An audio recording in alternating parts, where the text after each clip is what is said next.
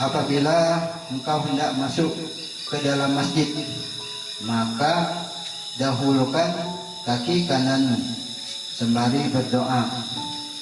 Jadi ketika kita akan naik ke dalam masjid, itu disunahkan kita masuk kaki yang sebelah kanan. Jadi lepas sandal, masuk kaki yang sebelah kanan, sama seperti kita masuk ke dalam rumah. Adapun doanya, Allahumma sholli ala sayyidina Muhammad wa ala ali sayyidina Muhammad wa ala ali sayyidina Muhammad wa sahbihi wa sallim. Allahumma ufirli junubi waftahli abwaaba rahmatik. Ya Allah, limpahkanlah rahmat kepada baginda Nabi Muhammad beserta keluarga dan sahabatnya. Ya Allah, ampunilah dosa-dosaku, bukalah bagiku pintu rahmatmu. Jadi ketika kita akan memasuki masjid, sebelum kita masuk ke dalam tangga masjid, itu kita lepas sandal kita dahulu. Kita sebelum masuk, sebelum naik, kita bersalawat. Artinya salawat seperti yang dibacakan di sini, ataupun salawatnya seperti yang di sini sudah seperti yang kami bacakan tadi. Tapi kalau semuanya kita lupa, ya pakai salawat yang biasa pun boleh. Allahumma sholli ala sayyidina Muhammad wa ala ali sayyidina Muhammad. Ini dalam hal ini untuk salawat itu yang pertama sekali kita ucapkan salawat dahulu, baru membaca doa Allahumma ufirli junubi waftahli abwaaba rahmatik. Jadi itu doanya sebelum kita masuk. Adapun kalau kelupaan, artinya umpamanya ditambah lagi dalam hal ini ketika kita akan masuk, naik lagi. Adapun yang disampaikan oleh guru kita itu ketika akan naik baru masuk Bismillahirrahmanirrahim. Jadi ketika kita akan masuk, langkahkan kaki kanan sambil mengucapkan Allahumma sholli ala sayyidina Muhammad ataupun sholawat Nabi, baru baca Allahumma ghfirli junubi waftahli abwaaba rahmatik, baru naik baca Bismillahirrahmanirrahim. Sekurang-kurangnya ketika kita akan masuk masjid, kalau seumpamanya memang lupa atau mungkin baru tahu, jadi sekurang-kurangnya ketika kita masuk masjid, Bismillah, artinya sekurang-kurangnya. Jangan sampai kita tidak ada doa sama sekali langsung naik dan ke masjid.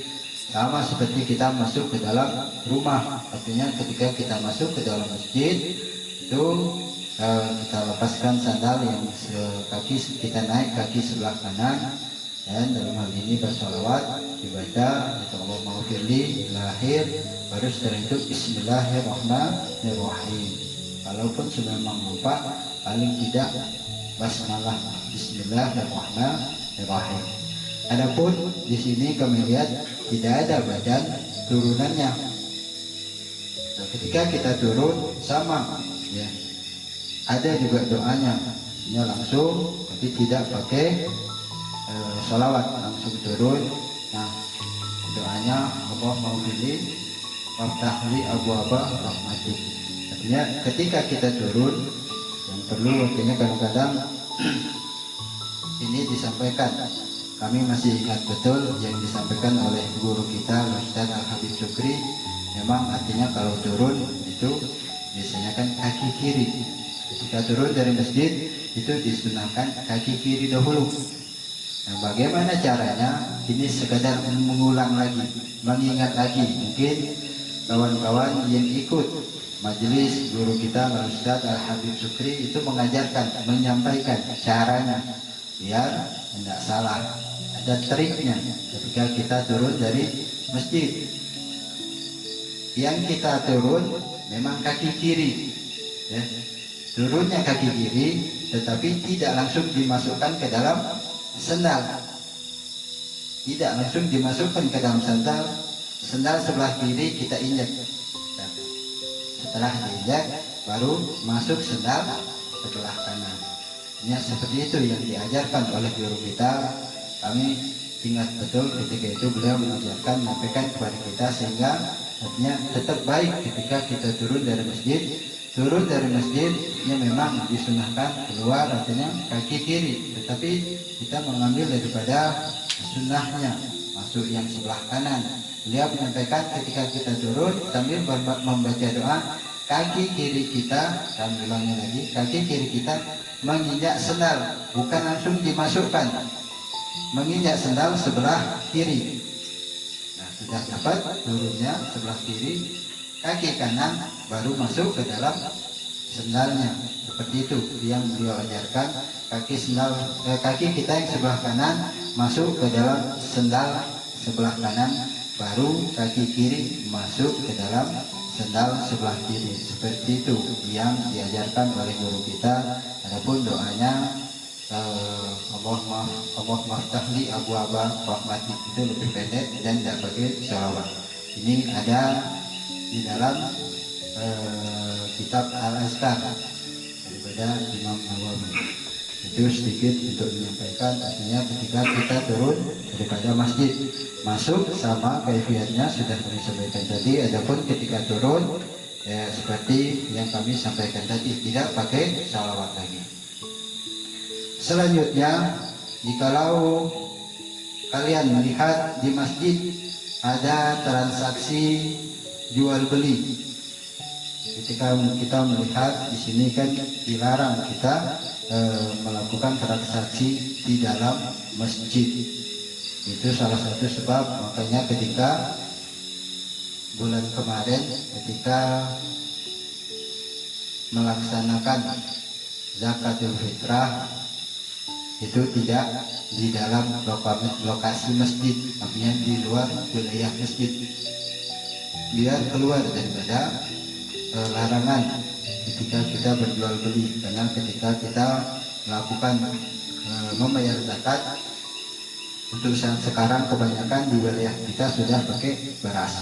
Kadang-kadang ada transaksi jual beli itu, makanya dilakukan di luar wilayah masjid. Jadi kita dikeluarkan di luar daripada yang dilarang, atau melakukan transaksi atau jual beli di dalam masjid.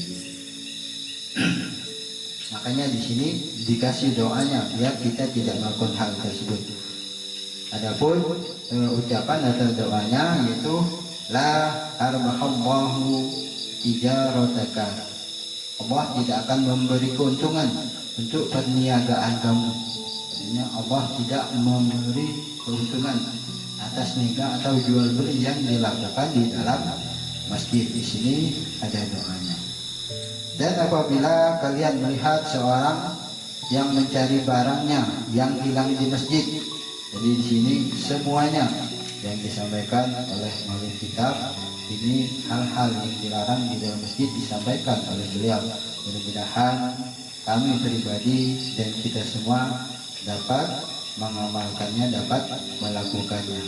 Dan apabila kalian melihat seorang yang mencari barangnya yang hilang di masjid, maka ucapkanlah